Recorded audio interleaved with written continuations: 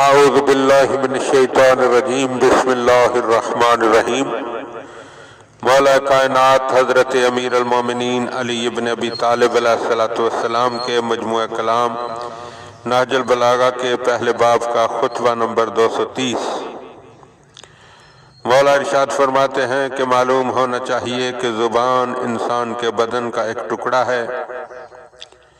جب انسان کا ذہن رک جائے تو پھر کلام ان کا ساتھ نہیں دیا کرتا، اور جب ان کے معلومات میں وسعت ہو تو پھر کلام زبان کو رکنے کی مہلت نہیں دیا کرتا۔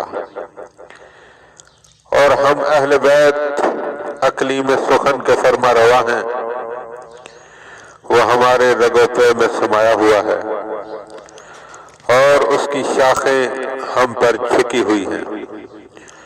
خدا تم پر رحم کرے، اس بات کو جان لو کہ تم ایسے دور میں ہو جس میں حق گو کم، زبان صدق بیانی سے کند، اور حق والے ذلیل و خوار ہیں۔ یہ لوگ گناہ و نافرمانی پر جمے ہوئے ہیں اور ظاہر داری و نفاق کی بنا پر ایک دوسرے سے صلح صفائی رکھتے ہیں۔ ان کے جوان بدخو، ان کے بوڑھے گناہگار، ان کے عالم منافق اور ان کے واعظ چاپلوس ہیں۔ نہ چھوٹوں بڑوں کی تعظیم کرتے ہیں اور نہ مالدار